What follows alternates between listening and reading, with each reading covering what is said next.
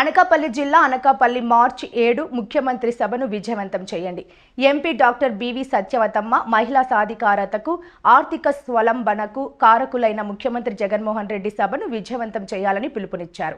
అనకాపల్లి తొలి మహిళా పార్లమెంట్ సభ్యురాలు డాక్టర్ సత్యవతమ్మ ముఖ్యమంత్రి జగన్మోహన్ రెడ్డి మార్చి 7న అనకాపల్లి విచ్చేస్తున్న సందర్భంగా ఆ సభను విజయవంతం చేయాలని శుక్రవారం ఎంపీ కార్యాలయంలో మీడియా సమావేశం ఏర్పాటు చేశారు.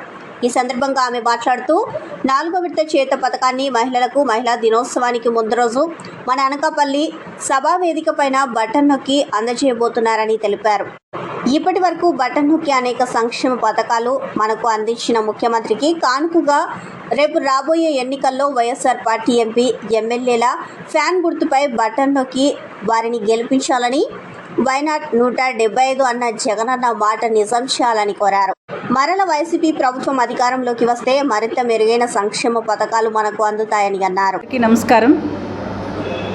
గౌరవ ముఖ్యమంత్రి వర్యులు జగన్మోహన్ రెడ్డి గారు మార్చి 7వ తారీఖున అనకాపల్లి నియోజకవర్గానికి విచ్చేసి 4వ విడత వైఎస్ఆర్ చేయుత కార్యక్రమాన్ని మరి బటన్ నొక్కి 18,750 రూపాయలు బీసీ, ఎస్సీ, ఎస్టీ, మైనారిటీ మహిళలకు 45 సంవత్సరాలు దాటినటువంటి మహిళలకు డైరెక్ట్ బెనిఫిట్ ట్రాన్స్ఫర్ ద్వారా మరి కార్యక్రమాన్ని అనకాపల్లి నియోజకవర్గం నుంచి మరి ప్రారంభించడానికి సూత్రప్రాయంగా ఆమోదం తెలిపినందుకు ముఖ్యంగా గౌరవ ముఖ్యమంత్రి వర్యులు జగన్మోహన్ రెడ్డి గారికి, మరి అనకాపల్లి నియోజకవర్గ ప్రజలందరి తరపున, మరి ముఖ్యంగా మహిళలందరి తరపున కూడా హృదయపూర్వకంగా ధన్యవాదాలు తెలియజేసుకుంటున్నాను.